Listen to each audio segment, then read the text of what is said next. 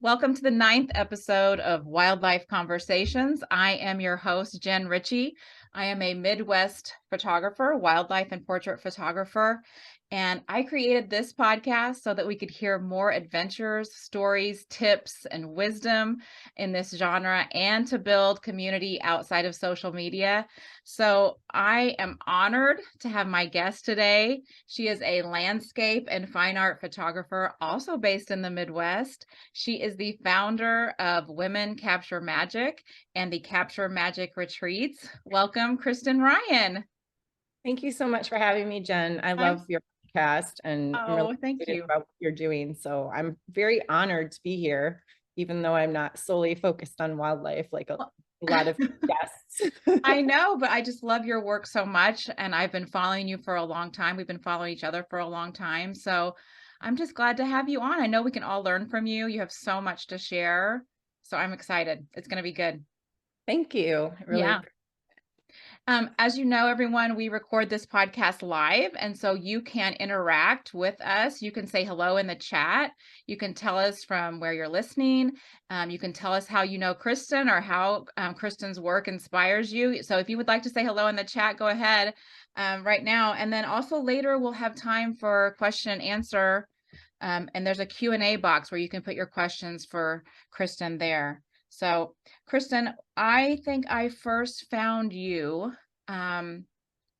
because I was looking for other women photographers, and I felt like in the I can't even talk, wildlife and portrait and landscape photography, it was hard to find women. I couldn't find like women on Instagram, and I wanted that kind of community feel. And I can't remember who told me, like, Women Capture Magic, you should go over there and see what they're about. And so I remember signing up to be on a part of your online community and followed you and just loved your work. And then you had the opportunity for us to all submit work, and we got to for a book, and that was really fun. So you were one of the first. I think you're my second opportunity to be published. I've not been published many times, but so you did Magic in the Wilderness. Yes. Yeah, that was really fun. And so that was through Women Capture Magic, and one of my bison photos in there. So that was a real honor to me. Well, I should have gone back to review and see which image It was a black and white bison. Black and white. I remember it. Yes. Yeah. And it was just so nice to feel supported, because I just needed that at that point in my new journey. So that was really good. So glad that you found us. Yeah. And that was actually the second book we did. Yes. The first book, Chasing Magic. Yes. I don't remember what years anymore. Like, Yeah. The Women Capture Magic, we'll talk about obviously how that started, but it was in early 2020. So like, I think it started just before COVID, but as COVID happened. Yes. And but yeah, we did the two different books, and that one was the second. Yeah, I don't think I had found you yet for the first one. And so that was really cool. I mean, I was really happy. I was so proud, because I mean, it's hard. I don't really send my stuff to get published or anything, but it was just felt also like part of such a community, which that was really the design of the book. And Amy Miller and I had collaborated on the idea of the book. She came to me, and she is like a graphic designer, in her history, and she had this idea about a book, and she was like, you have this community, and how might we go about, kind of making this vision of her book kind of come together. So we did a lot of talking about, just kind of ideas and themes and how we would do everything. And we brought Megan Arndt into the project. So it was the three of us that, kind of launched it, set up the themes. Amy did all the design, which she's like so talented. Beautiful. Yeah, it's beautiful. I'll show you. And it really, it was really all about creativity, community, and giving women an opportunity to share their work and to celebrate their work. And especially a lot of women who may not seek out other opportunities for their work to be published and shared. So it was totally not for profit. We obviously had to, recoup the cost of the Right, book, right, right. but we didn't do it to make any money off of it. It was just a community, kind of based Yeah. idea. That's what it felt like. It just felt like celebrating all of us, which was wonderful. Because I've said this before on this podcast. It's really easy to feel invisible sometimes as a woman in this, Yes. especially in the wildlife genre. So Yeah. just that there was someone celebrating, and part of a book was you could enter wildlife. So that was so cool. Yeah, we definitely wanted like, sort of all the nature genres to be Yes, included as much yes, as possible. yes. Yeah. So you are based in the Chicago area. Yes, I've been outside Chicago or in or outside of Chicago since I went to Northwestern. Oh Um, yeah, yeah, after Northwestern, I moved to the city for a yeah. number of years. And then I met my husband and we have been in the western suburbs since 2007. Oh, that's fun. Yeah, So I've been here a long time. yeah. My mom and dad grew up in the Midwest. My grandparents were in the Chicago area. Mm-hmm. But yeah. So That's what I think I told you that my husband grew up in the northwest suburbs, yeah, and his yeah. parents and grandparents more in the city, yeah. And I Mhm. grew up in Illinois, but all the way down, all the way, way, way, way down in Southern Illinois. So Very, very that's different from the, very different, very different. Yeah, Chicago was far away. Yeah. yeah. So, well, how did you get started in photography? How did that Well, evolve? I'm kind of like a lot of people. I think I've always like taken a lot of pictures. I had a camera, growing up, I would take a lot of pictures when we traveled. When my husband, excuse me, when my husband and I got married, we got a camera, we traveled, took pictures, and of course with my kids. And I always tried to take like good pictures, but I just didn't really know what I was Yeah. not doing or not doing. Right, um, right. take when I was at Northwestern, they had like somewhere within the university, there were some night classes, and I took a black and white film developing class. Ooh, Interesting. yeah. Somewhere probably in my house, it's not hanging anymore, but I took a picture of one of the chapels. Mhm. Actually, it was a educational building, but it sort of looked like a chapel. And I developed that and put it in a frame. Mhm. Um, and it was really interesting. I didn't get to spend as much time actually doing the developing as I might have liked, just because I was, busy college student with Yeah, class, yeah. social life. But I definitely like had that interest, thinking back on Mhm, that. mhm, mhm. But it was, and like when my older two boys, so my kids are almost 19, 17, and then my twins just turned 14. Mhm, I had my two older boys. I took a lot of pictures. We had a Nikon DSLR, because mhm. before that we'd had a Nikon film camera. So we ended up, when the digital came out, we just got, a Right. body that would use those same lenses. Yeah, yeah. And so when they were little, like I would try and take all these pictures, and I was excited when they were, it was like you get that like beautiful portrait with the blurry background, Yeah. and then tons of my pictures would just, totally fail. Um, but I had no idea why. Yeah, yeah, And then my yeah. twins came along, and for a while I'd always thought, oh, I'd love to take a photography class. But I was busy. Mhm. Before I was a photographer, I was a freelance harpist. Oh, So I was wow. that. And then when my twins came along, I think we had someone come do some pictures, like a mom's group, like some photographer, I think, who was getting started, Mhm. offered some pictures. So she came out and, did some pictures of us. And I was thinking, just like, oh, I'd really like to learn this. I'd love to take better pictures, and tried to take good pictures of my twins when they were babies. They failed. But it ended up, excuse me, I think I had been a freelance harpist, and I had been gigging. I had played at Mhm, break for their tea and teaching. mhm. And then I had 4 kids, 5 and under, Yeah, and I couldn't like even play at home. yeah, And gigging wasn't satisfying because you're just trying to play loud for everybody. And I was like dying for a creative outlet and to like yeah. learn something, because you're home with little kids and you love them and it's busy, but it's like not very stimulating, right? Yes. Like Yes. intellectually. And so I'm like, I'm gonna take a photography class. So I like went to some like class and it, told you how to start in manual. Yeah. And I had manual before this was just manual focus. Like this is how Yeah. like clueless Yeah. I was. Yeah. I had no idea what I didn't know. It's And so intimidating too. Yeah. yeah. So I go to this class and then I come home and my husband would laugh. He'd be like, yeah, you came home, you need a new lens and you need a new Of course. Yes. like I was so excited. It was like I remember when I was, in the harp and I would get a new piece, new challenging piece to work on. And I was like just so excited. Yeah. And I felt like that again. Yeah. Um, and it was just like thrilling. And it was pretty cool too, because at the time, and I already had like a nature, I think, um, the nature was coming in me Yeah. even Yeah. even then. Yeah. But at the time I was like, kids, it's like, how sharp can I get my baby's eyelashes and all that kind of Yeah. thing. Yeah. It was something I could do when I was home with them Yep.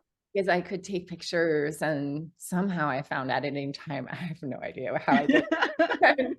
But I became my husband would be like, yeah, you were a little obsessed and feel and I was taking classes back at the Click and Moms Mhm. Mhm. class, online photo Mhm. school. Mhm. And I was just like, seriously, I was like totally obsessed. And I think he thought I was just gonna totally burn out on it.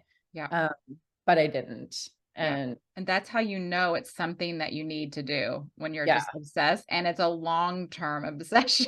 it is. It's kind of crazy, but yeah, so it kind of was like really triggered in with my kids at the time. Yeah.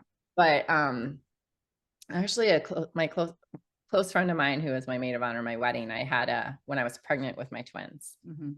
I went out to the Tetons and stayed in my grandpa's house with her and a high school friend. They were both in my wedding. We had a little girls' weekend and we were hiking. And Yeah. after I got into photography, I was talking to her and she's like, oh yeah, you were talking about really wanting to do photography when we were out there at, for our weekend. And I was like, I was? And she's like, yeah.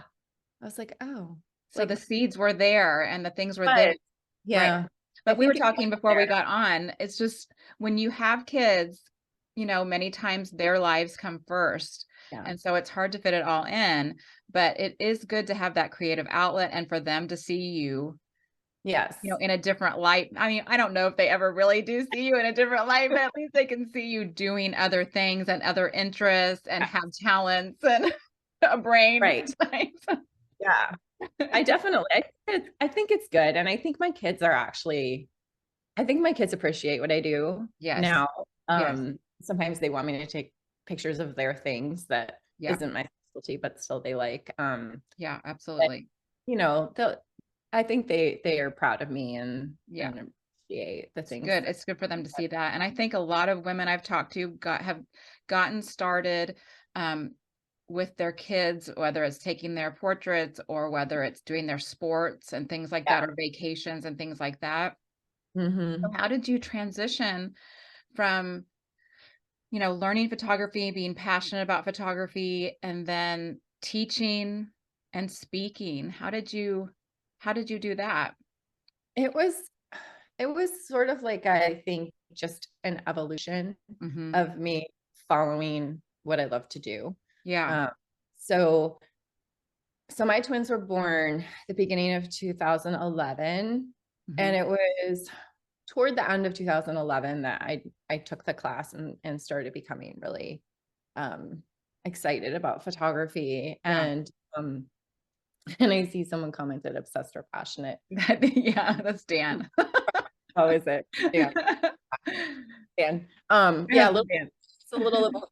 Yeah, yeah, yeah, Yeah, or a lot of both. yeah. But it was so in Yeah, so it's end of 2011 that like everything kind of like kicked in when I started to learn how to control the camera. Mhm, And mhm. then in September of 2012, I I took a weekend out in the Tetons at my grandpa's house without my kids or husband. I went out there. My mom ended up meeting me there, but my first day was I think my brother was out there too, but I was there by myself. Like Yeah. my mom Yeah. hadn't gotten there yet. Yep. So I just went with my camera and no kids. And like the day I was by myself, like I went on a hike to Taggart and I was like, Mhm. just drove Mhm. around. And I remember thinking like, this is the best day I've spent by myself in forever. Yes. Like, Yes. like my favorite place, and the like all the fall color was like really beautiful, and I was just completely absorbed in the nature. There were no Yeah, you're not people, tying anyone's shoe, you're not and they getting weren't in the snacks. picture either. And it's interesting because we had taken a family trip earlier that summer, Yeah. and when I looked back at some of my pictures, I had gotten so into the people Yeah. that I discovered a lot of the pictures I took that had my people in it, the background was blurry because I Mhm. was so focused on those like blurry backgrounds. And I was like, sure, I like that. So that kind of taught me, which it is interesting because like Yeah. photography and then landscape photography, you're much more focused on all the details, right? Yep. So then then as in later years you'll see like my people are in focus and the background, as Yes, yes, that's journey interesting. of You can see like, your evolution. Yeah. yeah, the evolution of like really intentionally choosing Mhm. every setting. But Mhm. that weekend um was like, it was just amazing. Um and I just think that that was like the spark that Yeah. led me towards, it didn't take me only towards landscape and nature, because I continued to do Yeah. pictures of my kids and whatnot Sure. for a while, but Sure. it was kind of that start. And so when I got back and I started sharing all those pictures, I started taking more landscape photography and sharing that within Click and Moms, where I had taken lots of classes and was Mhm. really active in the community. That community was really active at that time. And so people started asking me, like, wanting to learn more. They're like, "Oh, I want to do more nature landscape photography." Their kids were grown, but they had joined Click and Moms, and Yeah. um, so I think they found me and they're like, "Oh, I want to learn more about that," and we're starting to request, you know, Okay. to class. And Yeah. so I pitched an online landscape photography class to them because that's not something that existed. And it took a little bit of time to convince them that that was something that, was like enough of the audience would be interested. Right, right. I got that launched in the fall of 2014. Mhm. Mhm. And it was not sold out. And so I Wow. taught that, started teaching that. Um, and I think that it was maybe after I'd been teaching a few classes, I started developing like I did also like I had a Facebook group of alumni, and like a Okay. lot of connections started being made among the women. Yeah, yeah. Like, not just me with the women, but the women Right, that were in the classes, and the right. community started to feel like a special place. Mhm. Mhm. And that's when I started feeling like, oh, what if I did like an in-person thing, and we had a Yeah. small group, and, we could shoot in amazing light, and I could connect with people in person, Yeah.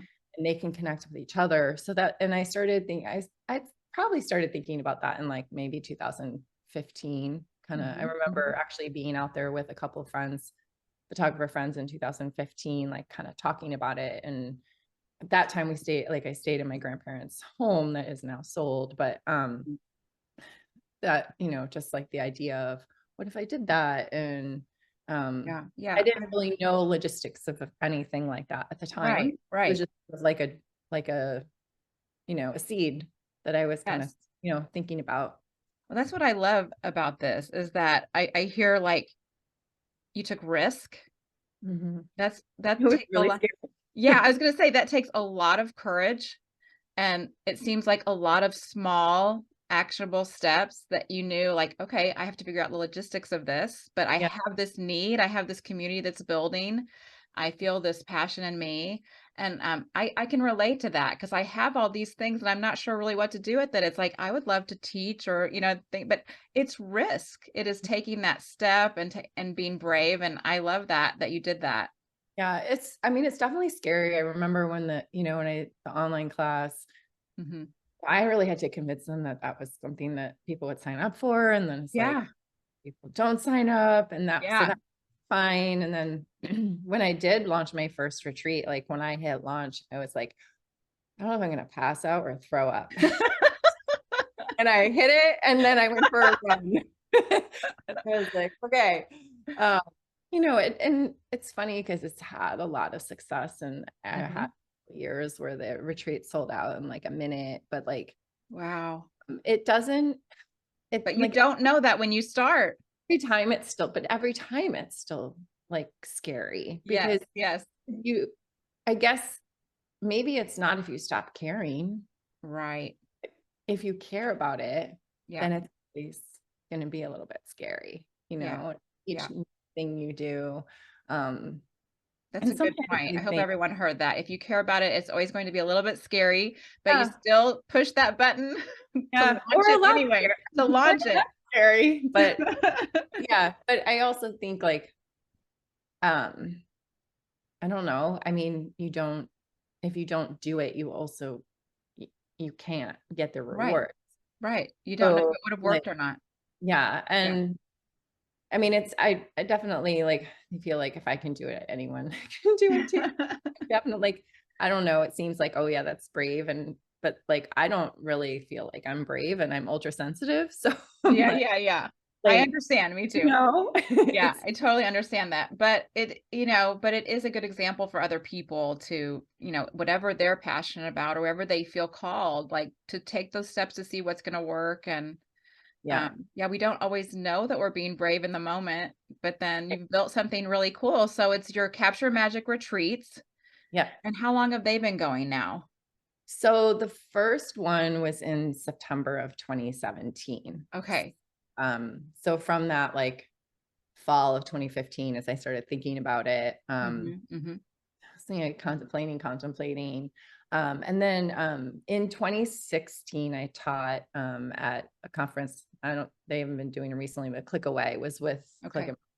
And Hmm, so it was out in Seattle, and I hmm, taught them. hmm.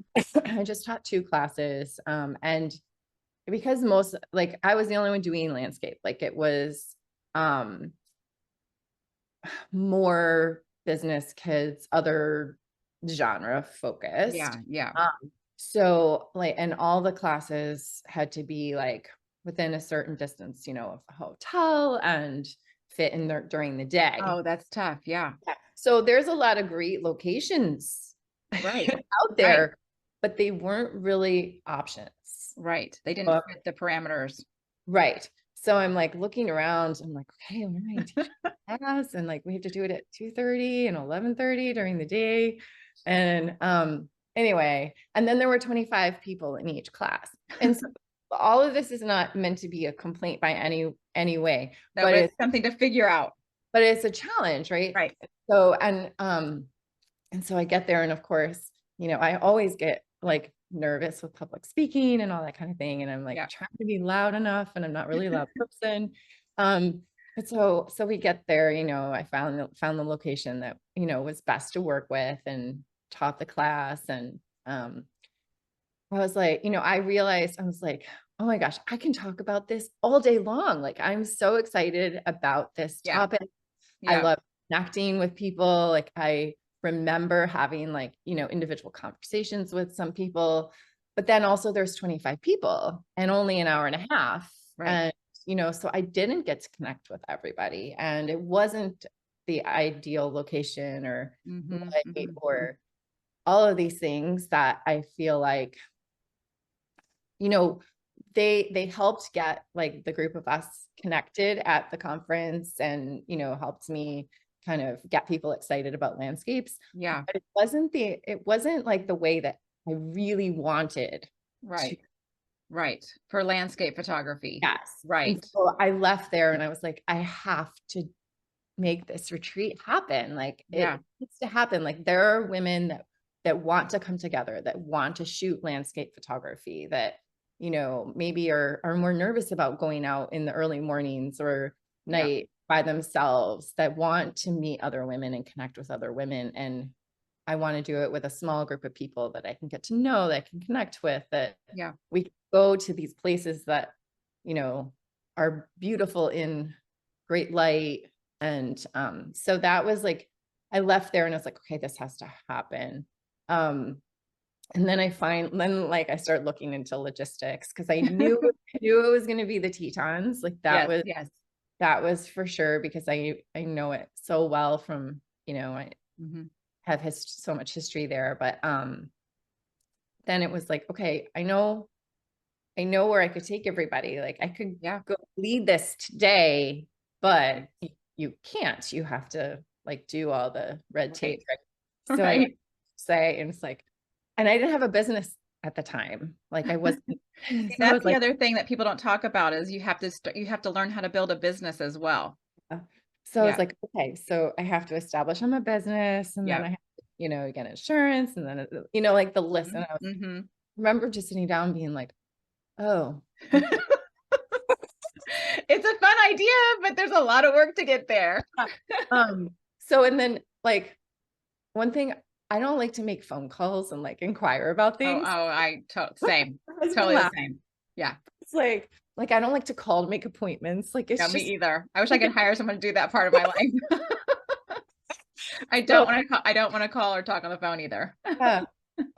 So anyway, so yeah, so I had to figure out all those things, and I finally did, and you know, it's like had to research trying to figure out like what do I charge and where do Yeah. I do this, because I was like, okay, you know, I kind of had the cabins that I've been doing it at in Mhm, mind, but mhm, there mhm. are some challenges with that, just in terms of like, you know, they have to, you know, when you I was lucky at the time because I actually just able to book them. Like now Yeah, I have yeah, to book yeah. like forever in advance, but like Right, right. the cancellation policy is pretty strict, and like there's just it's just, you know, and then I'm like, you know, trying to figure out there's not that many, you know, it's different than if Yeah, you're at a hotel and everyone can get their single yeah. room. And A lot but of I logistics. wanted, yeah, but I wanted um I really wanted something that felt like intimate, like right in the Mhm, mountains. mhm.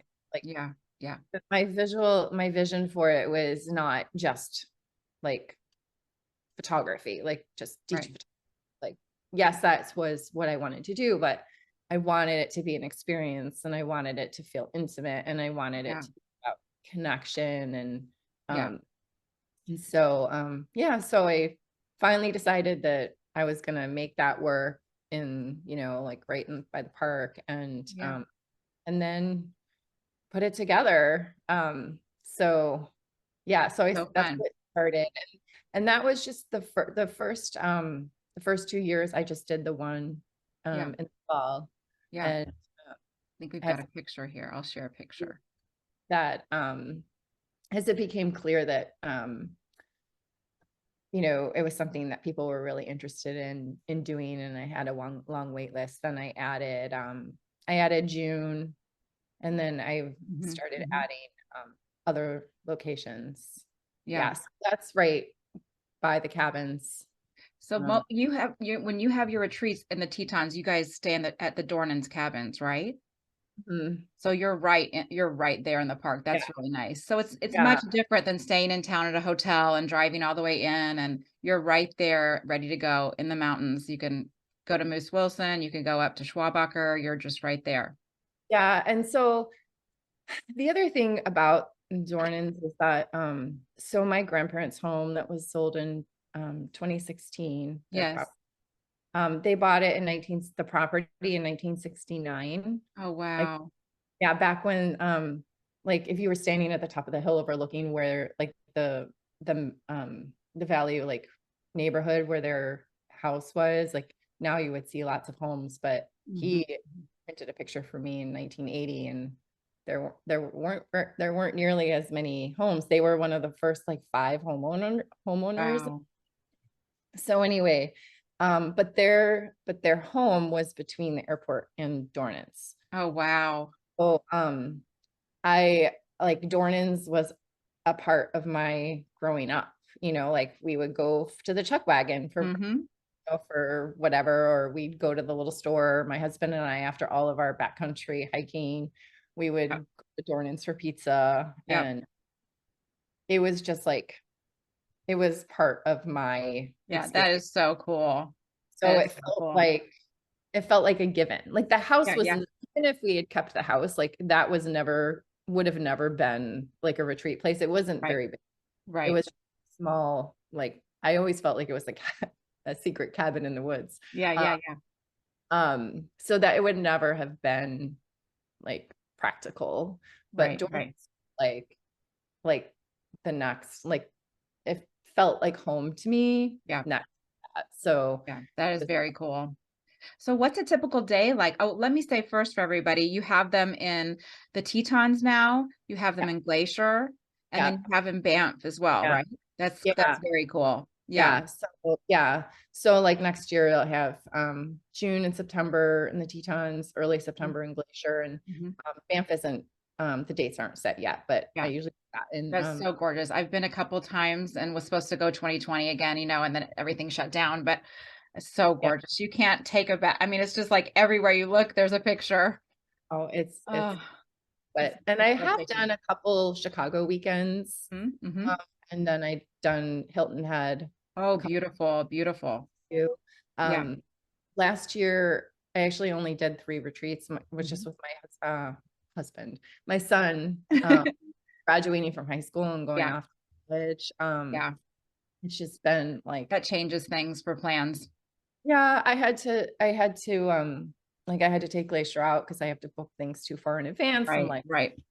September, like Yep, there's so many unknowns, and then, as my kids are like more entrenched in high school and they have things that are important to them right. that I miss, it's like Yeah. trying to I balance. know exactly what you're talking about. Yep, if it's a graduation year especially, it's like lots of things have to get canceled. Yeah, and I just Yep. wanted brain to have space, Yeah, that's right. to really, I don't want to have like wish, I don't want to be like, why did I do so much? I wasn't like, Right. my brain wasn't present, Yeah, I need to have margin. I need to have physically. quite a bit of margin. Yeah. I feel But like you're physically present, but you're right, like, oh, but I have this to do and I have that to right, do. right.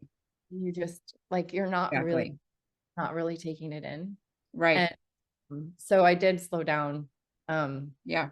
Mm, like every time I did go on, hosted another retreat, I was like, I needed this like so badly. Like Yes. it's so important to still maintain the things that I love to do. Um, Mhm. Mhm. that's, I'm grateful that I'm still able, to do even at a lesser scale for Right. a little bit, Right. because I get out into nature and then connect with the women that come. It's like, it just fills me up. And I'm Yeah. like, it's really important for me Well, to do. that's what I was gonna ask you.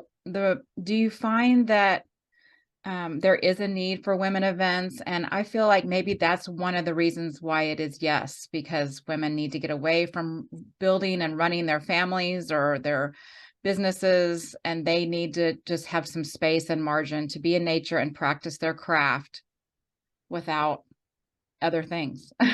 So, what do you? So I feel like there is a need, just, I mean, from my experience, I mean, obviously I've been leading them since 2017. So Mhm, mhm. just from the experience when there and after, I mean, it's nothing, it's really not like a negative towards any men. Right, right.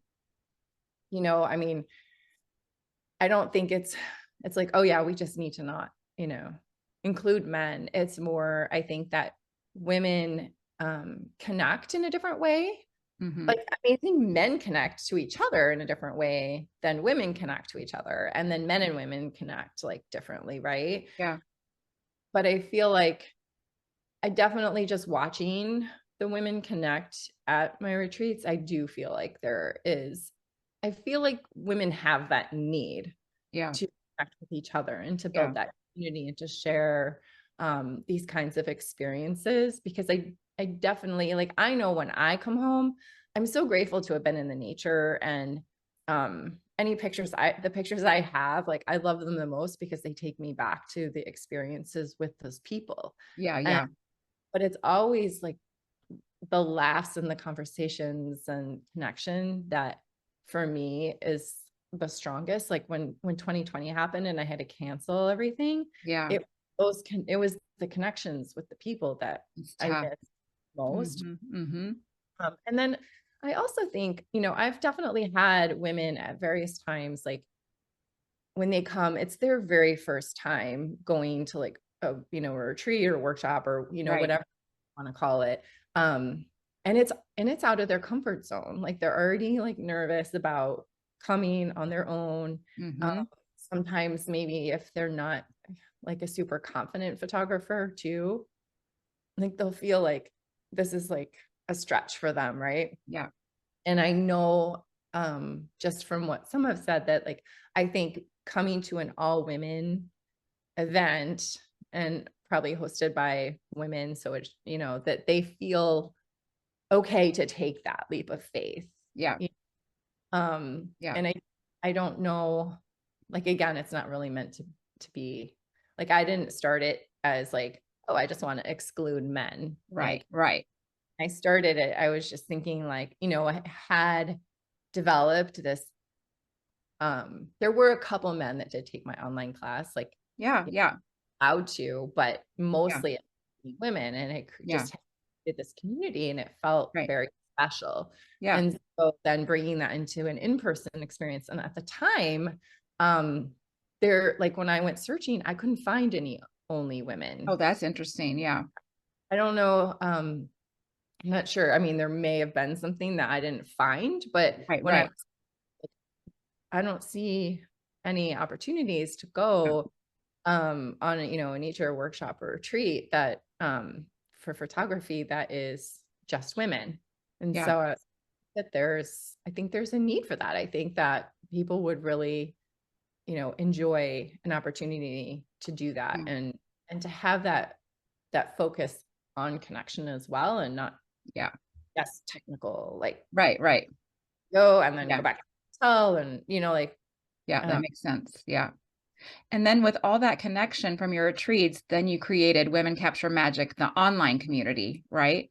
So, yeah, so that came about in 2020. So Okay. I started teaching my online class in 2014 Yeah. and the retreats in 2017. Yeah. And a lot of my retreat attendees had also taken my class and were part of that alumni because with the relationships that had been developed. But I Mhm. did start having people find me just through like Instagram or word of Yeah. mouth Like me. that yeah, that weren't part so they weren't, they hadn't taken my class Yeah. or Yeah. whatnot. And then of course, like I had just other women that I would connect with that, weren't they weren't students of mine, but they became friends. And I was, so I had an alumni group for my workshop, but then I was like trying to create an alumni group for the retreats. And I'm like, oh my God, Oh, like, that yeah, I could see why that would be needed for sure. If you've had all these people connecting, then you yeah, have alumni groups and people yeah, that makes that sense. was it felt challenging. And then Yeah. also I heard people saying like, oh, I wish there was, like I had gotten involved in Clickin' Moms and I'd met a lot of people there, but like it definitely was more portrait Right. focused. Mhm. So Mhm. people had said, we're kind of longing for more of like a nature focused Mhm. piece. Mhm. So it was kind of like in response to people's chatter, and then also trying to sort of build an umbrella Yeah. between my alumni retreats, my alumni of class, and then just other women that were also passionate, not Yeah. because it's definitely not like you have to be, have taken something with me to join it. Right, Um, right. so it was kind of the threefold, I guess. And it was really created. I mean, yes, like I host my private groups for my retreats in there. But it was really more created not for me to like sell or anything, if that makes sense. Yeah. Like it was really created for women, That's what it feels like, Kristen. It really does. Yeah, it does not feel like you are trying to sell us things. It just feels like community. It really does. Yeah. So that was kind of the design. Yeah. So I do think that online stuff is just harder. Like I would love for people to be more active in the group, but I Yeah. also um and it was more so like during COVID. That's what I was going to say. And now we've all kind of gotten back to our lives and it's not as much, but yeah. Yeah. It's hard, and I know like I mean I really struggled last year to be as active, and I'm not specifically talking about like the Women Capture Magic community, but Yeah. online, and Yeah. Yeah. I need to like Yeah. pull back Yeah. a bit, Yeah. like Instagram or Yeah. whatever the Yeah. virtual. That's a whole Yeah, I'm like, you know, yeah, yeah, who knew the rest we would need or the emotions that would be caused by social media and little apps that are not yes. well, there's no pressure on Women Capture Magic. You have monthly like prompts and sometimes you'll put things out for discussion and that's nice. That's really nice. But yeah, I Yeah. think people have just gotten back to their lives. We're not online as much as we crave. We just crave connection so much. But that was a great time to launch that. Yeah, it definitely, I felt like it was good. And I know, I know that like there've been friendships that people Yeah. found that Yeah. they keep together. Yeah. So I feel like it's definitely, done a lot for various women. I'm hoping that this year that I can kind of do more for it. Yeah. Um, Yeah. it's definitely like I don't charge anything for people to join. I'm Yeah. like, it's free because which I pay something, but um Right. no, I'm like, I want that space for the community. But also like my life is so busy. I'm like, I can't put like, Right. "Oh, I'm gonna do this every whatever. Like that's just, Yeah. not But people can join for free. And do you have spots for your retreats still in the next year? Yes, I Open do still? have a Okay. couple spots for both of my Teton retreats and Glacier. Um and then like I said, Banff is not set yet. Yeah. I'm Yeah.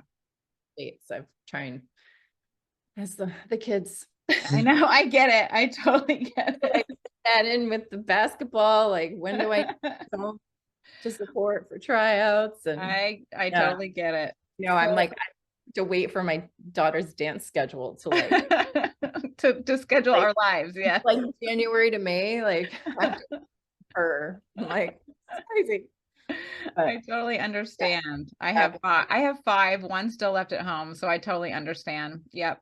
yeah. So, you've mentioned your grandparents, and I know that they had a home there, and that is really nurtured your roots in the Tetons. And that's kind of how we connect too. We got to meet in September in person. That was really fun in the Tetons. That's We both fun. love the Tetons. Um, so tell me a little bit about some of your favorite landscape places. It could be in the Tetons or anywhere. And then we'll go over some of your images and talk about some tips for landscape photography. But what are some of your favorite spots? My favorite, well, the Tetons, obviously, like I just have such a rich history there because I've been Yes. since I was 2. And Yes.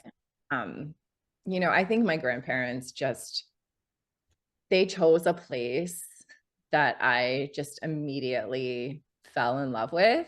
My Yeah. grandma told me when I was 4, I put my arms up and said, "My mountains." And Oh, that's sweet. actually, it's funny. I heard a little boy on a plane one time when we landed there say that, and I was like, Oh, "Oh, I think everybody who goes just like you connect so strongly." They're obviously not anybody's mountains, but like it's like that feeling of like yeah. my my It place, right? In your totally, heart, like you totally. just If I drive in or fly in, I'm like the tears are. no, it's crazy. I just feel like when I land there, I'm like I feel home. Like Mhm, mhm, I feel like a hole in my heart has been filled, and mhm. pictures out there when I'm not there, I just feel like I'm in the wrong place. Yeah, Um, but so that obviously like in my heart, like that's just my heart lives there, even though I'm in Chicago. But I totally understand, and I don't have a long history you do, but I totally understand. Yeah, my history goes back. I mean, it's like my grandparents, my brother, my Mhm, husband. I took him like backcountry camping. mhm, mhm. My kids I brought all my kids there. So there's just so many memories. Yeah, yeah, And well, it was so different back then too. I'm It's changed sure, I'm sure. mountains, but the mountains have not changed. Right, Uh, they're still there. And it's really cool to see, just to keep learning new things about a place that you've been going for over 40 absolutely. years. Yeah, yeah, That that's really special. So I yeah. love um I really have come to really love the mountains in Glacier and up in Canada. Um, Mhm, mhm. Banff is actually the first mountain trip that my family took after we lost the Wyoming property, was to Banff. And so that was very special because I was like, all right, I need to go somewhere and see that I can like fall in love with some other Yes, mountains, yes, yes. because it was like, I mean, it was a very traumatic thing for the property to be sold. I'm Um, sure. and so anyway, I really fell in love with the Canadian Rockies. Yes. And this is Mount Rundle, right? Yes, that's Yes. it. Mount Rundle at Yeah. Vermilion. That was a truly spectacular morning. Well, Uh, tell us about it. so it's actually kind of funny because it was a sunrise in was uh so 2021, I think. Um Late October 2021. Went Mm, out for sunrise. It ended up being a completely clear sunrise. And it was pretty, but kind of uneventful. And so we're like, okay, well, we'll just wait around until, the sun comes up behind Mount yeah. Rundle, which was, I don't know what time it was at that time, but we'll just see what happens. No, like 5 minutes before the sun was going to come up, all of a sudden, all this fog just floated in, and it was amazing. And then the sun started rising, and the light just was Oh, into the the fog, and all you could hear was like everybody sighing and clicking, because it was just one of those moments. Like, yeah. it was, you just never know Yeah. just never Yeah. know what's going to happen. And you're really known for your pockets of light and fog and like just dreamy. You can just make everything look so dreamy, Kristen. I need your help with landscape. It's I so think, beautiful. That sunburst is gorgeous. thank you. Yeah, that was, um, that was kind of a little bit of luck, Yeah, yeah. like the timing of that fog. And I mean, in theory, you could have, even without the fog, you could have that sunburst, right? The Mhm, sunburst mhm, would have mhm. been there in that. And it still would be a beautiful minimalist scene. Mhm, mhm. Fog was like just icing on the cake. And the water's so still with that reflection. I Yeah, it mean, was this is how new I was to landscape in 2020 when I first went to the Tetons and did my first workshop. And I did my first workshop with Steve Mathis, and he's like, "Well, you want the water to be still." And I was like, why. "Why?" I mean, I'm in Indiana. I've been in Indiana for 20 years. Like, it's like I don't have mountains that I need still water for, you know? So I just was like, huh, learn Yeah. something new. So But yeah, so I really love, gorgeous. obviously, like Glacier and Canadian Rockies, like are Mhm. all like jagged peaks, Mhm. and um, Mhm. just really impressive mountains and Yeah. landscapes. But the great thing, and I mean, I love other places too. Like, I mean, I got a glimpse of the Dolomites. Oh, wow. Oh my gosh, would die to go. I was with Yeah. my family, Yeah. Yeah. compromised at leaving the Airbnb at sunrise instead of arriving at sunrise. It was Right, like right. cool, but And we went to Lofoten a couple summers ago.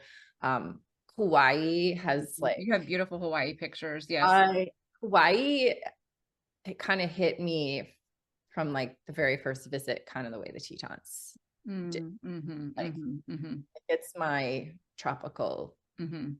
like there, I mean, it's just a totally different environment, right? Yeah. Like Yeah. really compare, but Yeah. I absolutely love it there. I could Yeah. So you for need sure. to do a retreat there. It's been on my mind for a very long time. Logistics are a little harder, maybe It is a more little expensive. harder. But you may You know, have people that really wanna do that with you. for jet lag, Yes, that's true. but it's definitely like marinating. But yeah, I really love it there. So yeah, I mean, there's lots of Lots of places.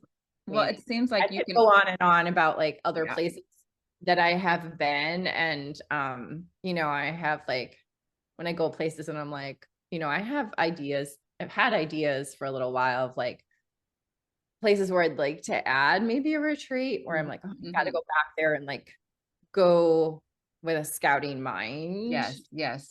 and whatever. But yeah, life. I think it was maybe 2 years ago. It's like, okay, I know I want to do this, but like to try and do those extra trips along with my Yeah, retreats and my family yeah, life, it's hard. just have to wait a little Those bit. might be future yeah. Yeah.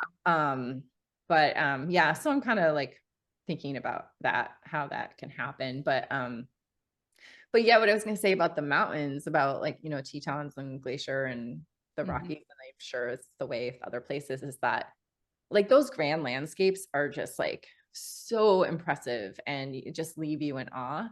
But then there's also like just so many smaller stories Yeah. in those landscapes. And I've come to love those just as much. And I think one of the great things about that too, yeah, so that was fog in Glacier one Mhm, year. mhm. It's It beautiful. was It's pine trees with fog for those of you who'll be listening on the podcast. It's beautiful, alpine pines with fog running through them. It's gorgeous. yeah, it was just, I mean, it was like a rainy morning and we, you know, it was starting to clear and we start driving around and it's like, you know, pull over and anyone who's with me when we see fog like this, I get really excited. Oh, yeah.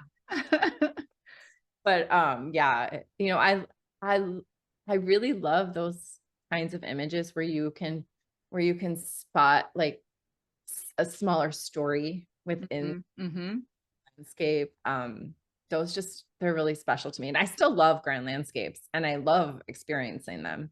Yes. But I love trying to like just kind of sit there and see like what elements within the landscape are drawing my eye. And then how can I, you know, maybe use a long, I love to use a telephoto lens to Okay. isolate smaller scenes within the grand landscape and do both. Like it's not like I Yes. keep the grand landscape necessarily, you know, it's not Yeah. like Yeah. that if it's there. But then also like, you know, I'm at this scene, like instead of just taking this wide angle, like over and over again, like Mhm, mhm. what can I spot within the landscape? And of course, if you have changing light, the different little scenes change as Okay. light changes. Oh, You interesting. or, Yes. you know, in certain light, like one tree can be extraordinary, and then Yes. that light goes away, and that tree is now kind of just ordinary, you know? That's very true. It's very true. Those are good lessons. Those are very good lessons. So we're looking at grand landscapes, and then you might change a lens, and look at the smaller stories that are being told within that landscape. And then watching the light as the light changes, and Yeah. that's so true. Okay, I remember in September when we were there, it was a tough fall. The color was beautiful, Yes. Me too. but it was sunny right away, so we'd have like 15 minutes. And I know that both of us were frustrated because we had no fog, no storms. The days were too nice, which is so hilarious. Too warm for the wildlife. Yeah, it was too warm for the wildlife. So I've had moments like that this spring too, where it was like I was getting so frustrated. But then I remember you saying, well, I'm just going to go look for light. I'm just going to go try. And so that's another good lesson. I had to do that this spring too. It was like, okay, I'm changing my focus from wildlife to beauty. What is beautiful? And just stop Yes. the I the think fo- that hyper really focus. helps. Like, Yeah. it can be easy to like have something that you not necessarily like, oh, this is an image I have to get, Yeah. but sort of like, oh, like less distinct, Yeah. I guess Yeah. visions in your head, right? Yeah. Um, but it can be easy to have like, oh, I hope for something like this or something like Right. that. Right. And then you can so easily end up disappointed. Yeah. Instead of like just go out. And I mean, obviously, like if you're going for sunrise, like you probably should pick a spot, right? Because there's no Yeah. light yet. So Right. And it's going to you happen have to like fast. take a chance and Yeah. make an educated guess or just decide, well, I feel like going here today. Yes. And then just you see what happens and then respond to it. Um, and that's generally what I do. I mean, obviously, like when I'm leading a retreat, I'm trying to make sure that the ladies get to see various locations to, Mhm. change Mhm. things up, to make sure they Mhm. get to see the beauty of the place that they're in, Mhm. and at least try to match the location with the best conditions possible with the mix, which is Right. like often like a really big puzzle, right? It's Right. Right. like, well, this location I know is really beautiful, like even in super clear, like Yeah. there's still so many beautiful things that happen. And then Yeah. certain places, like, well, if it's clear, this one is not as spectacular, or, like there's Yes. things Yes. you try to match up, Yes. um, puzzle. But ultimately, you don't know what you're gonna get. Right. I mean, a moose could show up. I was gonna say, I have a photo like that of yours, and I was gonna say, this is not easy for a moose to show up. Let me see if I can find it. Here we go. It looks like Schwabacher, but you're gonna have to tell me. Yes. I've only had a cow laying down there. I've never been able to get one walking through. So this is gorgeous. So if I was on your retreat Yeah, and and this and didn't we happen came on a retreat, this sadly. Although, but although it did this is have one, we did have one run through at a retreat, like, and yeah, and the you're one like, that, I paid it to run through for you all. yeah. So if I'm on your retreat, Kristen, and I have my tripods, I assume you want people to have tripods set up most of the I mean, so I mean, I definitely tell everyone to bring a tripod because there are Yeah. certain situations where you need a tripod. Okay.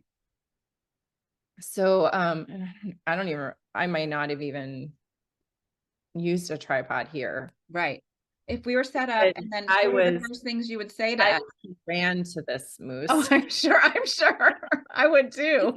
There was a storm, you can kind of tell. So Yes, this yes. happened like my last night, like not this past June, the June before. Mhm. And I was there and I was all the way down around this area. And then I could tell a storm was coming in, like a real storm. Mhm. Mhm. Mhm. I actually caught lightning in an image from the parking lot. Mhm. I Mhm. was like trying to get the lightning. And then, it started clearing. And then I start walking down the trail and I look down and I'm like, there is a moose. Yes. And he was Yes. all here. I'm like quietly trying, like The water is dripping. run, So fun. That's so walk fun. quietly down there. And I actually Yeah. didn't worry as much as I did, but you never know when they're just going to go into the trees. Right. Right. It's so true. Yeah. So if you But had yes, I mean, if we were there, yeah, we yeah. would probably have our tripods set Yeah. up. Um, especially it looks like there's more light really than there probably was, Right. like Right. Right. pretty close to, I was there until like the light was gone. Yeah. Yeah.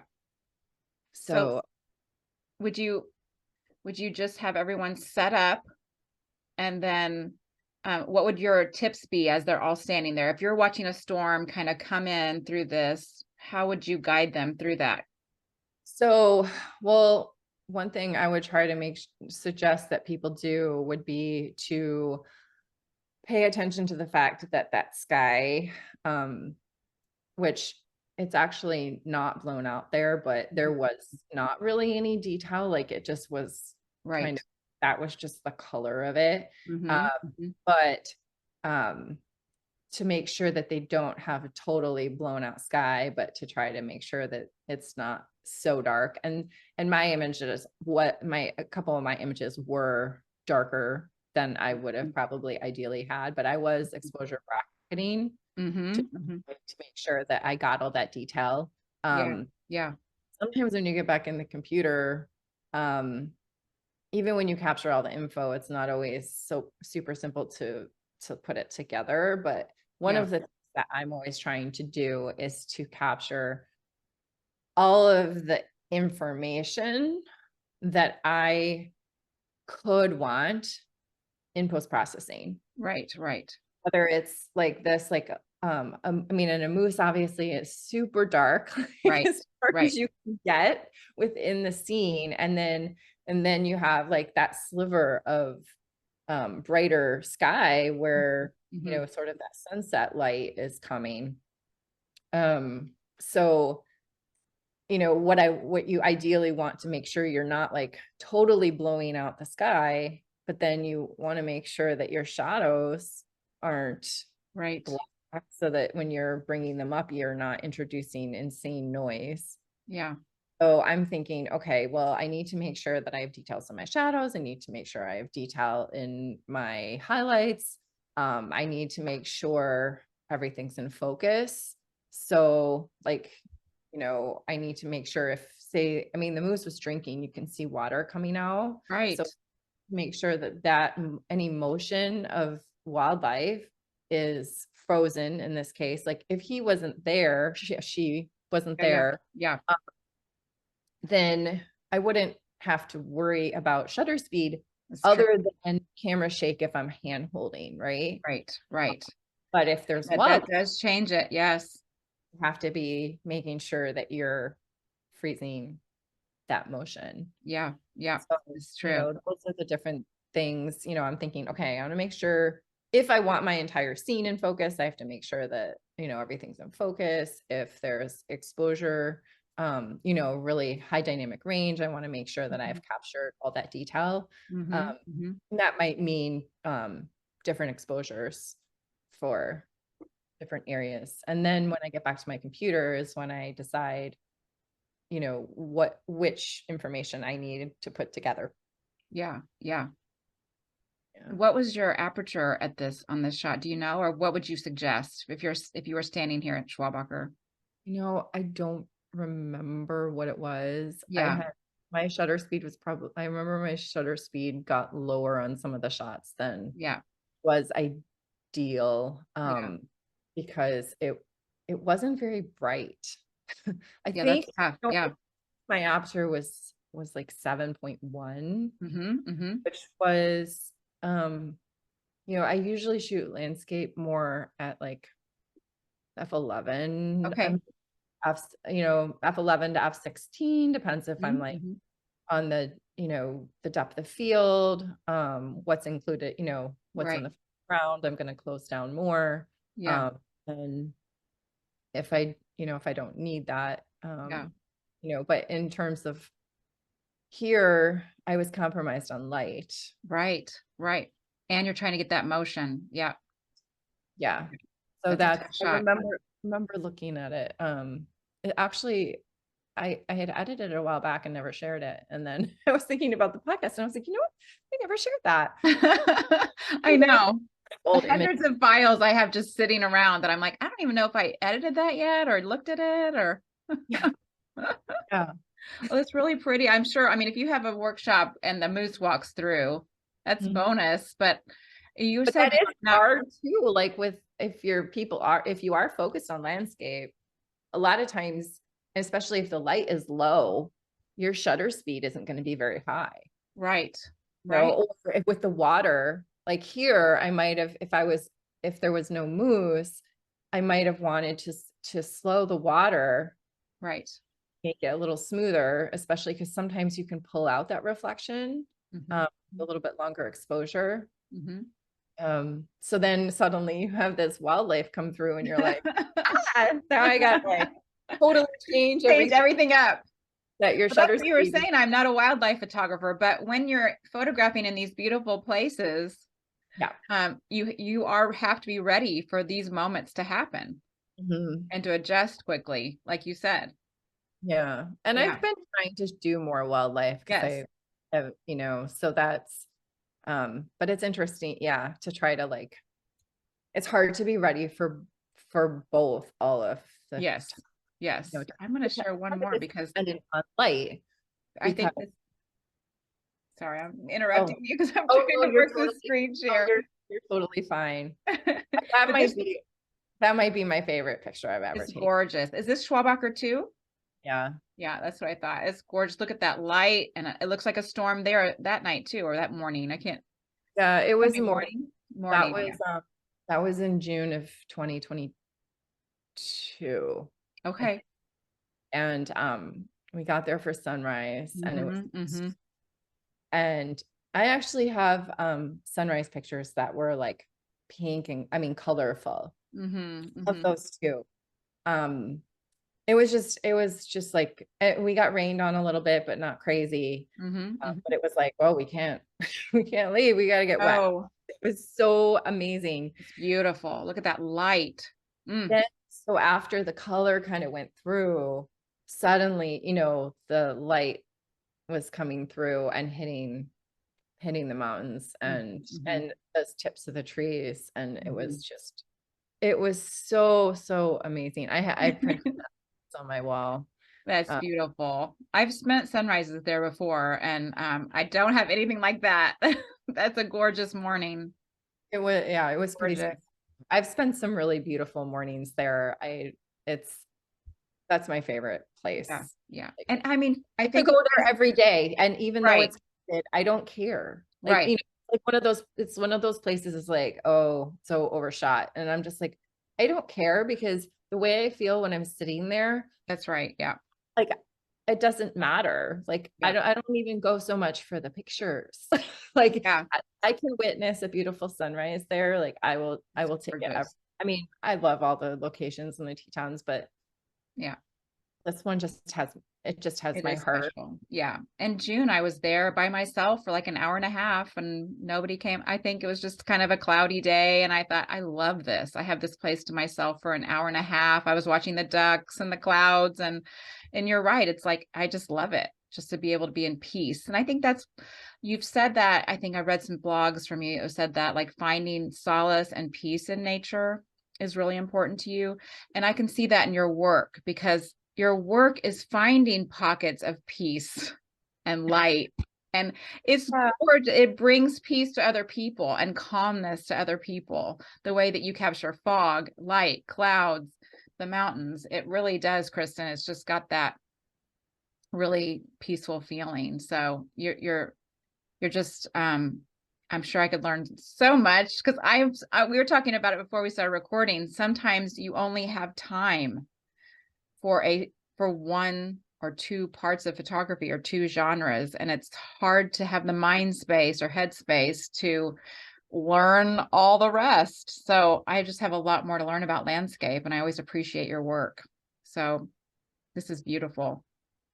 Realize that I definitely, I think I seek that feeling of calm. Yes. I think my brain is always way too busy, Mhm. and with 4 kids, I feel like life since I had them Yeah. often feels chaotic. And if it's not actually chaotic, my brain is chaotic. Right. Right.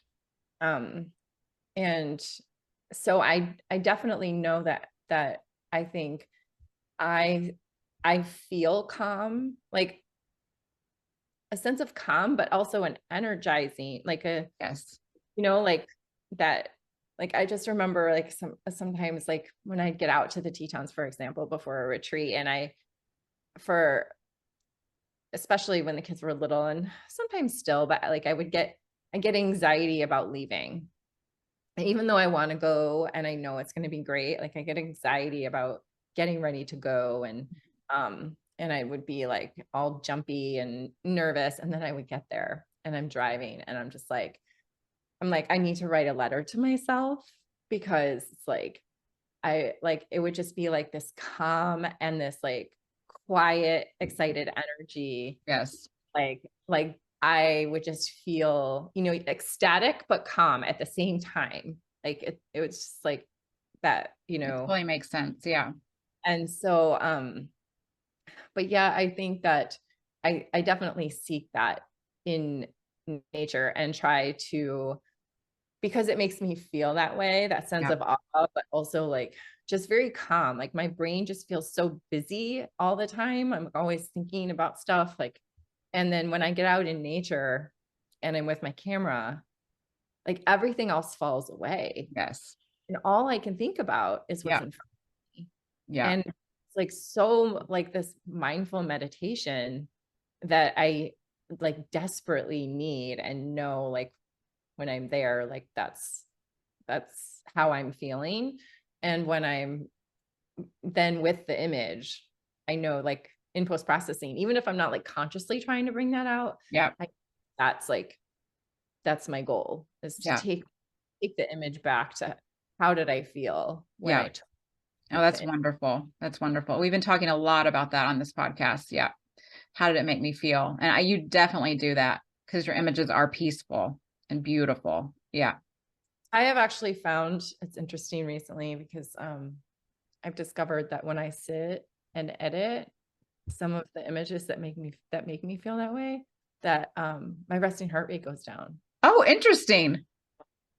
So it Isn't that takes you back there. You're and then yeah, very cool. I I have to know. try that. It's strange. I was like, huh, interesting. That is very cool. Well, it looks like we have some questions in the Q&A, and then I have some questions that people submitted before. One person asked, or Stuart asked, you were the first person to turn me onto ICM, intentional camera movement. And so he wanted to know if you could discuss a technique of how you do ICM or. Yeah. So I use ICM. I mean, you can use ICM with anything. And there's some photographers out there, especially Stephanie Johnson does a lot of ICM and Okay. teaches ICM. And she like, people do ICM on like any kind of subject. I do a lot of like horizontal intentional camera movement across the scene with the ocean Mm-hmm, and mm-hmm, waves and water. And then for trees, I do a lot of vertical ICM. mm-hmm, You can do like, I mean, you can spin the camera, you can zoom, like, so you can start at like, if you have a 70 to 200, you can start mm-hmm, at 70 and zoom into 200 as your shutter is open. So like mm-hmm, really there's no rules, so to speak, on mm-hmm. how you can move the camera when you do intentional camera movement. But as far as like the work that I have shared, it's typically what I like, I guess, what is most appealed to me is that horizontal movement with ocean, with water. It's not always ocean. Like I've done that on like Lake McDonald and Glacier when the light was really pretty, or we were doing it at Jackson Lake just in September. But what I like to do is you can use various focal lengths just depending on what you want in your frame. So, I mean, it might be like you want a wider view, or you want to focus in on certain tree trunks, or you want to focus in on certain light on the water. I like to use a shutter speed ideally of like 0.5 seconds to 1 second. And the reason I like that range is because the shutter is open long enough to give me a little bit of control over like how fast I'm moving my Mm-hmm. camera. So when you move the camera really fast, you'll get more like just lines and color. When you move slower, it becomes a little more painterly and abstract. Like with trees, you can see there's a little bit more texture. Like, Mm-hmm. you see a little more texture and shape and what the subject is. But if you go super fast, then it's like just sort of lines and color. And you Okay. can figure out that it's trees, but like Yeah. there's not really any texture anymore. Mm-hmm. So definitely like your speed that you move the camera will impact the results that you get. And you can do like you can go like with trees, you can go from the bottom up, start down and go up to the top, or you can go down. And some of what I choose to do, um, like this past fall, I was like, okay, well, I want the top of the frame to be just below like the treetops so that I'm not like going up over it. So I would set that and then, click the shutter and go down. So, that 0.5 to 1 second, 0.5 seconds to 1 second, I feel like is good to have control.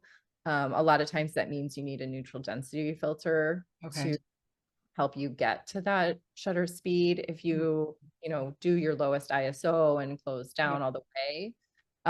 If you have lower light, you might not need a neutral density filter, but Mm-hmm. even a 3-stop or 6-stop filter can help you get to like, 0.5 seconds or 1 second. Okay. And, That it's, makes sense. you can just focus through that filter and then move the camera. I often like to use a longer lens actually for it to like kind of isolate a certain area. But what I love about it is that you can just experiment and you usually get a lot of junk. And That's then, what I wondered. Yeah. and then you're like, I love that. Like, I feel like that's, I mean, there still is like, you still want balance. Yeah. So like with trees, like I'm still looking at it and thinking, okay, like I'm still looking at the frame before I move the camera to make sure like, okay, how's the balance of the tree trunks and that kind of thing. So Yeah. it's like it's not like all the rules of photography go out the window. Or like, you have one streak of light somewhere high. It's like, well, that's really distracting. Like Okay. Yeah. there's still like, visual, what's visually pleasing, Mm-hmm. but at the same time, it's like so creative. Sometimes what you got is a little bit of surprise and that makes it super fun. Yeah. It sounds like something really that you're curious, but you're also finding balance and then you're playing. Yeah, it's a lot of play and Yeah. which is it's fun. And the nice thing too is you can do it in any kind of conditions. Well, that's what I was going to say. Like, if you're not finding anything, go try some ICM. Yeah. Yeah. I mean, I definitely like, eh, rarely do we go do ICM when we're like, oh my gosh, look at the lighting up. Right. Right. Let's go do ICM in the forest. Like, Yeah. Yeah. um, We have this but beautiful bull moose. Let's go do ICM. yeah, but you can do it. You can do it when it's cloudy. You can do it when it's, I have a couple that there was like, in the fall with like that dark blue clear sky behind it. It's like Yeah. Yep. sun brings out that color, like, and then, but if you didn't have sun, then you would have more of a softness. So like Mm-hmm. either way, and then, like actually, like when I mentioned doing it at Lake McDonald and Glacier, um, it was a night where like the sunset was kind of pretty, but it was short lived, but there was still like this beautiful light, pink light on the water. And Mm-hmm. so why don't if you're feeling like, oh, I've got the sunset, but you don't want to do that grand scene, it's sort of fading, try, look, I took one and I was like, look, try this. And Yeah. I need to so do that. I need to try. I haven't really tried. I've done some panning and with the float planes and things when they were coming in Alaska and like with bison and things like that, but I haven't really done trees and I need to just go try and play. it's fun. Yeah, I mean, I'll be texting you. well, Help. I love it because it's like it just releases you And you from need that. Yeah. you Yeah. know, it's very much for me, it's like a reaction thing. And sometimes you do love something on the back of the camera and then you get home and you're like, oh no. But Right, then right. Yeah. opposite reaction too, Right. but That's yeah, really you get fun. a lot of junk. You Yeah. get a lot. It's okay. If you know that going in. Yeah. It's okay. And then someone has a question here in the chat. Let me see here. I'm always walking around with two camera bodies. One is set for wildlife, one for nature and landscape. Ready for anything. What do you carry with you? That's from Maureen Matson. I'm pretty similar. I have two camera bodies, and I usually will have a wider angle on one and then a Mhm. longer telephoto on the Yeah. other, Yeah. Yeah. both for wildlife. And then I really love to use the telephoto for intimate scenes. Yeah. Wow. Like I got my first like telephoto for like kids sports and wildlife. Mhm. And then I Mhm. started using it for like, oh, look, really far off across the lake is the, that like that Yeah. tree. So like, like it had beautiful fall color. And Yeah. so 100, isolates that tree. And so, yeah, so I definitely do that too. Like I have a wider angle for, whatever might get me, and then the longer focal length for wildlife and um, further closer scenes or. Yeah. Yeah. I've been doing that too. But I do like what you said. I do like that telephoto lens, finding those intimate landscapes and things. It's like I didn't really think about that, but now when you see like a beautiful, yellow tree in the midst of all the pines, an aspen and the pines, like it's fun to use like a telephoto to go up there and get that to Yeah. And I think capture that. the other thing I love about that is like, um, you might be the only person to see that. So it's like a unique thing. And then, or if it's at like, you're at whatever, some iconic spot, but like you tell more of a story by Yes. more Mhm. images. It's not just one. And then Mm. you can go to one spot maybe, and like as the light changes, you can end up with like, six unique images that you love that tell different stories of the same morning. I love that. It's Yeah. not just like the same frame with different light. Yeah. You know what I mean? Yeah, Because that's a good idea. I've done that too. It's like, okay, well, the light keeps Yeah. changing, so I keep taking it. And then, but then you're like, okay, well, which light do I like the best? Because they're all the same composition, Right, you know. right. So it's Right. more fun to try to get, I think, to get different, different. Yeah.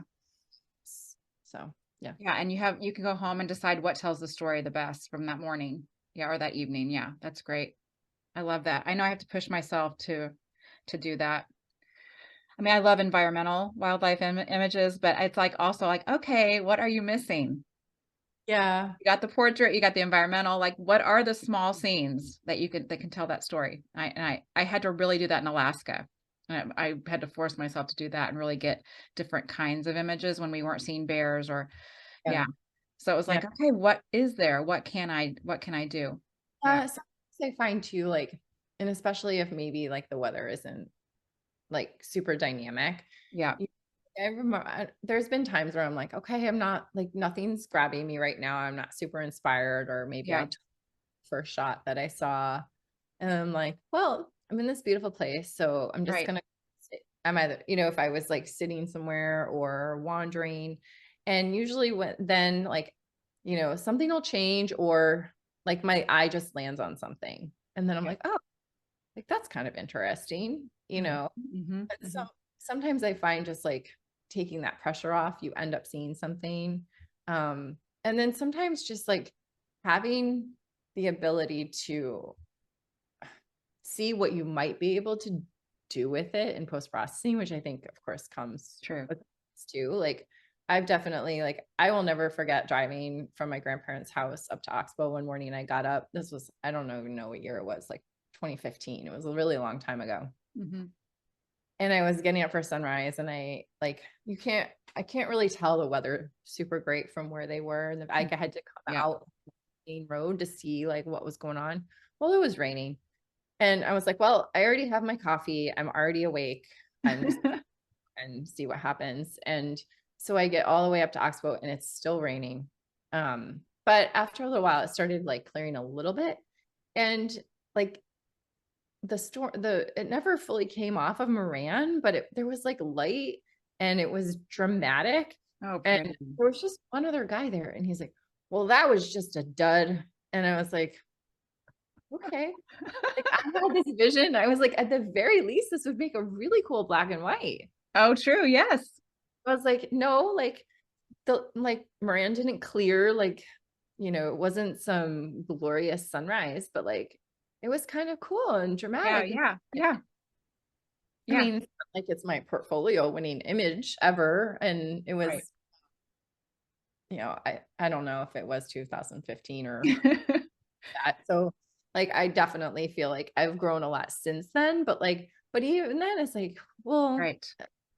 there's beauty, I think, if you choose to Yeah. find Oh, sometimes. that's so true. It's so true. Especially when we're in these glorious places. That's what I have to remind myself. It's like, okay, the clock is ticking. Yeah. So don't get grouchy. Well, isn't that the other Think thing? about the beauty. I think Yeah. that's the other thing too. Like Yeah. we're so limited on our time, and Right. unless you are someone who can just travel all the time or Right. go out every day, Right. like you go somewhere and you get what you get, Yeah. and you can either find the beauty, and maybe it's not like your best image ever, Yep. but you can either see like what is there and make the most of it, Yeah. or just be grumpy. Right. Which I Which is have not, been. which is not to say that, can't wish for a few clouds Right. and Right. Right. go away every now and then. But But but like what you were saying is like, but we're going there also for that peace and that, like you said, a mindful meditation to fill yourself back up. And we do need those breaks from those busy times and to come away and use our craft. And I think when I can't use my craft, that's when I start getting frustrated. But then I have to remind myself of what you just said. But we're in beauty. We can find pockets of beauty and be grateful. And yeah, I have to, it's a mindset. You do have to switch it sometimes. I think it is when you're so passionate about something and you love something so much and you're spending money or time to go somewhere. yeah. It's like you Well, just you have to want make to, sure. yes. And I think we just want to, I think, I mean, maybe some people just want the images, but that's, we're there for the experience. And Yes. you want to experience that feeling Yeah. of, oh my goodness, Yes. this is amazing. Yeah. Like, and I think that is probably like, it's not necessarily you're like necessarily fully grieving that you can't get the most amazing image. Because let's face it, we Right. all have way more images than we know what to do with. Right. Like Right. I go looking for an image to do a webinar, and I'm just like practically crying at all the images I have starred, and I'm like, I'm probably not gonna get to them. But you're there and you want nature to like take you away. That's totally it. That is it. And that I love shooting my camera. I love it. I love that feel. Oh, I love that feel. I love how that Yeah. feels in my hand. And when I drive around all day and I haven't done that, I'm like, I just Right. really just want to shoot my camera. But when your focus is on the beauty and the opportunity, that can change that. And it doesn't always have to be one of those epic moments because those are far few and far between, but you can make your own epic moments, I think. I think Yeah. sometimes you're open to it. You also can surprise yourself. Like, you end up like, oh, well, I didn't expect to find anything today, but I did. And Yeah. maybe that's not the morning that you have like 10 you love from some location because the light kept changing amazing. I've been out with groups where everyone's like, look at that. And you can shoot in every direction because it's so amazing Yeah. all over the place. Yeah. So then those are the situations where you're like, oh my God, I have like 25 I love, or exaggeration, but you know what I mean? Yeah. That aren't quite like that. Like maybe you only have one or two, but that's okay It's as okay. well, right? That's And right. those days that you don't know what's going to happen. Like that picture of Mount Rundle with the sunburst. It's like Right. that morning was really not that exciting until the fog and the sun came. Like it truly wasn't. It was kind of boring, and I was like, maybe we should have gone somewhere else. Oh, yeah. And like I was sort of kicking myself, like, this might not have been the best decision. And like I think that that image of mine has gotten more love than any other image I've ever taken. And it did not start that way. That's so interesting. And, Yep. this past September with, when we were both out there in the retreat, we went to like sunrise our first morning. And after we left, we look back and it's like, the smoke had come in Oh, that's right. and you could only see the tiny tip of the grand. And I was like, I'm like, oh, I'm like, I really hope they come back out. like, okay, what's gonna happen now? Yep. And then no joke, I look forward and the freaking rays are coming from over Blacktail Butte onto like Oh, these beautiful. Yeah. oh my God. And we had to pull over and then we got this amazing light hitting, coming over and hitting some fall trees and Hmm. Hmm. never, I mean, I couldn't have planned that if I tried. Right. But No, you're it's watching for it. But you you're just have watching to for it. like Yeah. you just if you're out there, you just may find something that you didn't expect, right? Yeah. Um, And and that's not why always. you call it women capture magic, because you're waiting for that magic. You're watching for it. Waiting for the magic. Let's And pull it all together. it's fun when you're with people who will jump up and down and get excited, Oh, yeah. like as excited as you are, Oh, yeah, absolutely. It's fun to talk to people that can understand both sides of it. Because in Yeah. my real life, I mean, I don't think people really understand, like, but you were out there. It was a beautiful day. Yeah, but I didn't want it to be sunny. My husband's What? like an awesome forecast. I'm like we want clouds. Oh, that's so funny. That's when So you want stars. Then if you're shooting stars, then you maybe don't want clouds. yeah, So yeah, so true. yeah. Someone asked if you photo stack. So not typically. Yeah, I yeah, often. yeah. I know how to focus stack. And there are certain situations, like if you have something, for landscape photography, if you're right in front of something and it's really close to you, that if you have that sharp, like your mountains are not going to be sharp. And so Mhm. I have shot scenes in certain circumstances where I have used focus stacking, and partly just to make sure that I do have everything in focus. But I also hate to process those Yeah, yeah. images.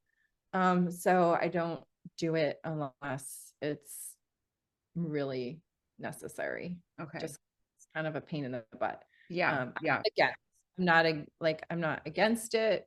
I think it's, you know, it it really depends on what your vision is. And if your vision is a front to back sharp image and you are really close to your foreground and you can't get all that in focus, then it's a great option.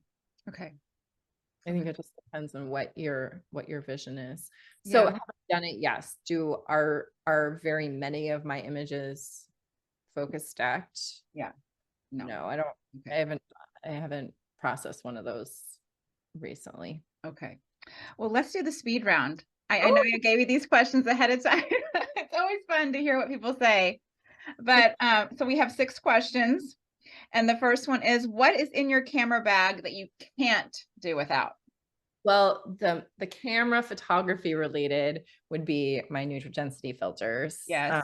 Yes. polarizer. My non-really photography related would be my coffee thermos. Yes, yes. That's good. That's good. What's something in your camera bag that you bought that you never use? I never use my rain cover. Someone else has said that too. Yeah. To the point that it often doesn't get put in the bag. And I know, like, I'm always like, oh, we should have that. But like, I think it has to be raining so like for me to feel like I'm gonna use it might have to be raining so hard that I wouldn't stay out.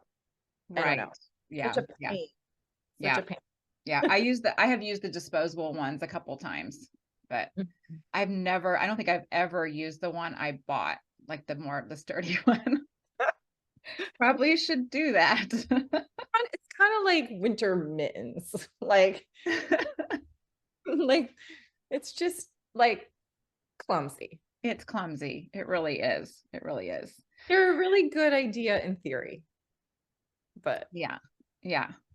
So what is your favorite snack while editing or driving around? um probably like peanut M&Ms Oh or yeah, me too. and then bananas are my like early morning like sunrise. Like Yeah. I just need my Easy. coffee banana. Yeah. Yeah, it's so easy. Yeah. Yeah. Um, what experience made you laugh? Um well, since they say wildlife, I actually came up with wildlife ones. It's hard because it's like I feel like there's experiences that have made me laugh that like I can't remember off the top of my head, right? Yeah, But yeah. one that made me laugh was I think it was so it was last September before the retreat. I was with my friend Emily who was assisting me, and we saw a moose down by the river, not far Mhm. from Torrance, right? Yes, We were yes. looking at him, and we saw a female moose, and all of a sudden the female starts running towards Dornan's, the cabins, and the male was following her. And so, so she ran through the cabin courtyard, and the male comes, and he's just like looking all over for Probably her. grunting and Yeah, he was crazy. And we were like, oh my God, get in the cabin. So it was really funny. Like he was in full hot pursuit I of was her. gonna say hot pursuit. Yeah. And then there was like a guy who was like totally got in the way of Oh this no, no. like, buddy, you better You get do not. inside. That's right. You do not want to do that. We Yeah. got up really early this fall and came up Moose Wilson, and Hoback happened to be there, and he was chasing and grunting a female like across the road. Like you did not want to get out of the car. You Yeah. They are huge. But Yeah. I could have reached out and touched him. I mean, that's how close he came to the car, and like so it was just kind of like, well, and grunting and yeah. It It is just quite funny. yeah, I it was really, really funny. And we was like, where did he go? We didn't know where she went, but yeah, we're like, yeah. get in the cabin quick. Yeah. I mean, the rut makes me laugh too. Like the elk rut, that makes me laugh too. I'm so immature. I'll be laughing. Just like I can't help it. Some of the stuff they do, I'm like, seriously, come on. So what is a wildlife experience that made you cry or a landscape experience that made you cry? Well, I definitely have had, I mean, landscape, I've had like sunrises that were just so amazing. Mhm, mhm. So I was Yeah, like, yeah. especially like when it's happened for the group, Ugh, as I'm like, thank you. Like, just yes, bring your magic for my ladies. Like, yes, yes, it's like, I mean, they're happy tears, like, obviously, like, absolutely. makes me so happy when the ladies have those moments where it's like Mm, that's like the best. It just makes mhm, me really mhm, happy. But then so it didn't actually cry, but I kind of wanted to cry. And this wasn't even photographing. mhm, mhm, But my daughter and I were driving home from one of her like picked her up from dance. And so we're just driving through our suburb on like a 4-lane road. And mhm. we look over as we're getting close to a light, and there's like a fox, and it's 3 babies walking along like in front of the buildings. And the mama fox starts to cross the road with the babies, but one of the babies was still stuck on the side of the road, and it kept trying to go and turning around, and like mama and the other baby or 2 babies, I think it was 3, were already across the road. And I mean, we're on like it's like 5 Oh, in the very evening on a busy. 4-lane road. And I was like my daughter and I are, I'm like, I wanted to get out of the car and stand in the middle of the road so bad, which of course would have been a really bad idea.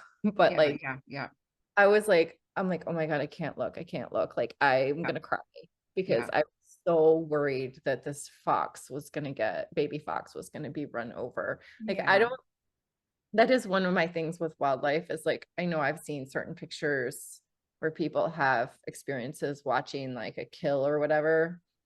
I wouldn't do very well. I don't that yeah. I It's like not my easy. husband and daughter like to watch a lot of like the earth shows, Yeah. and in wildlife, and sometimes my husband's like, I don't like these more.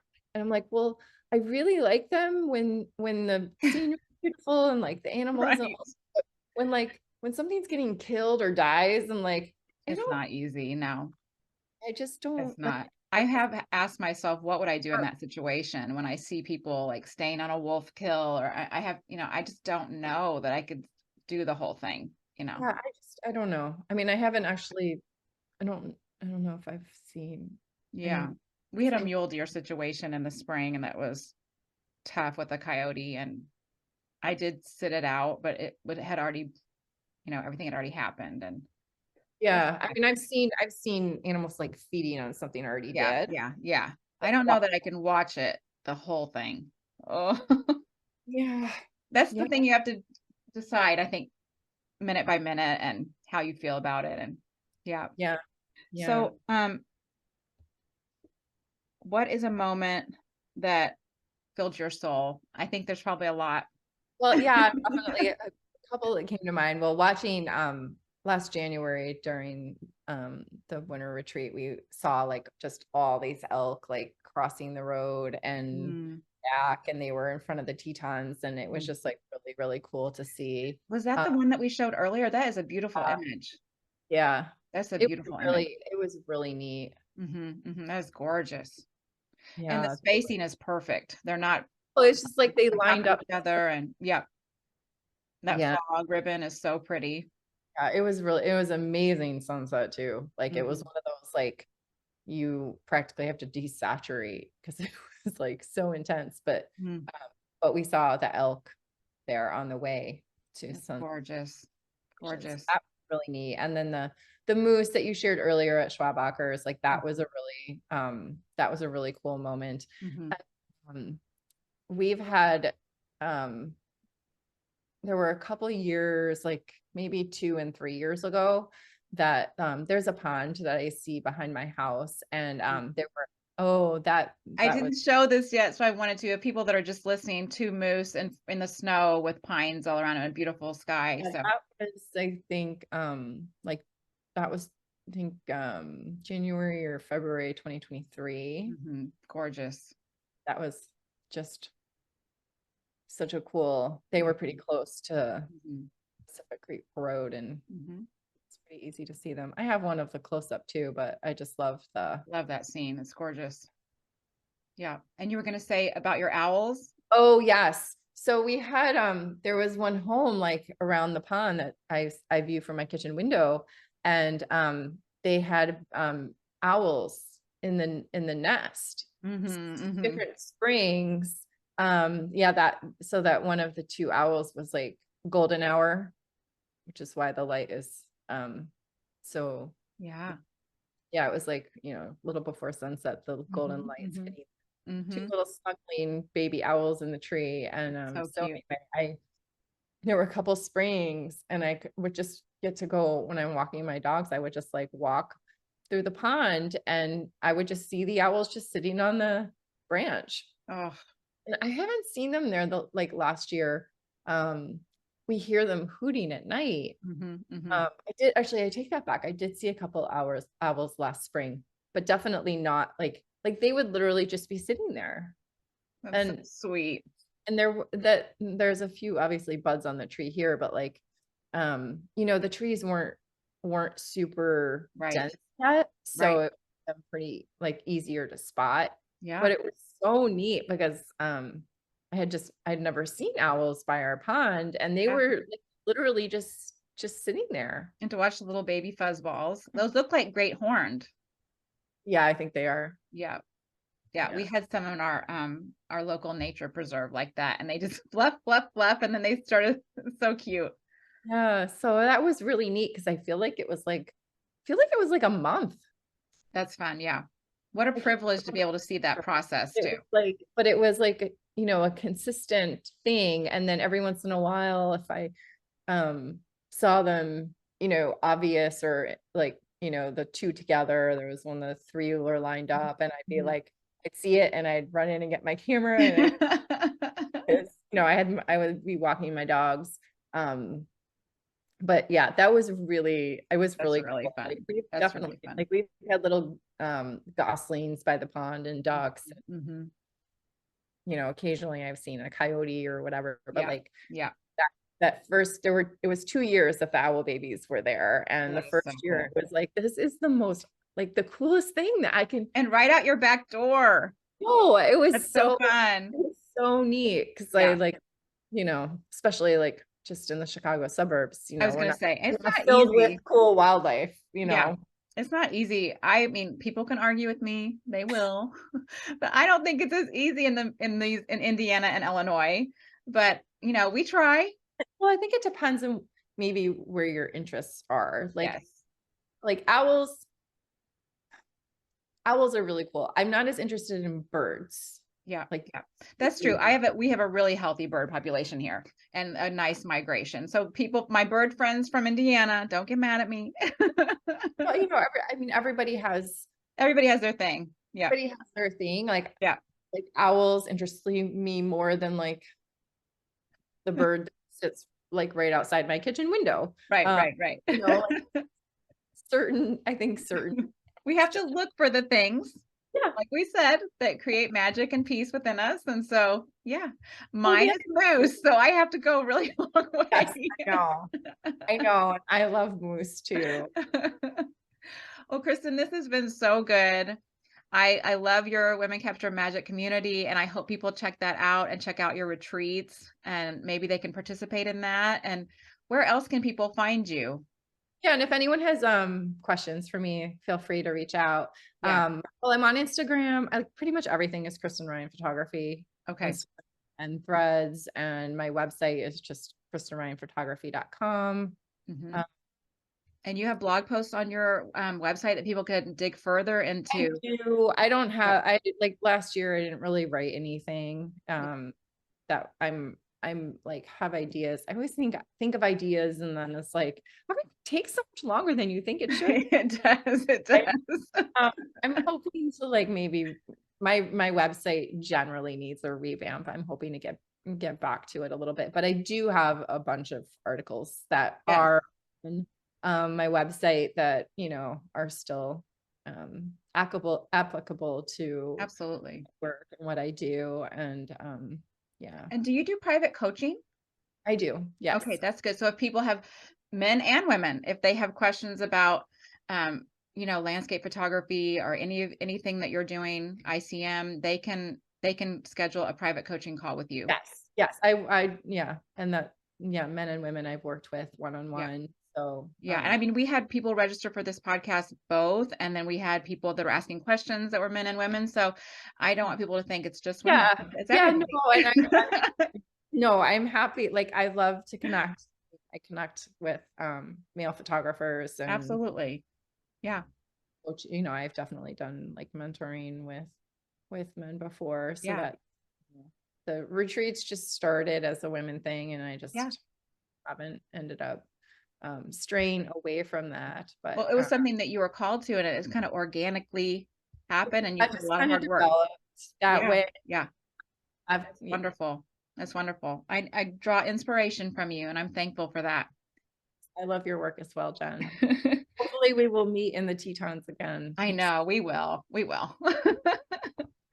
So I just want to thank you so much, Kristen, and thank you everyone for joining us. Our next podcast is Julia Cook and her work in Yellowstone. She's a young photographer in Yellowstone. I can't wait to have her. She's on June. I'm moving way ahead of myself. January 28th at 8 p.m. So you can register for that in my at my Instagram links at Jen L. Ritchie or Wildlife Conversations Podcast. You can also find this podcast on Spotify, Apple, and YouTube under my name, Jen Ritchie Photography. Please help this little podcast get off the ground if you'd like by doing likes, subscribes, comments, all that. I'm going to act like my teenagers. Like and subscribe. They make fun of me, everybody. I just want you to know.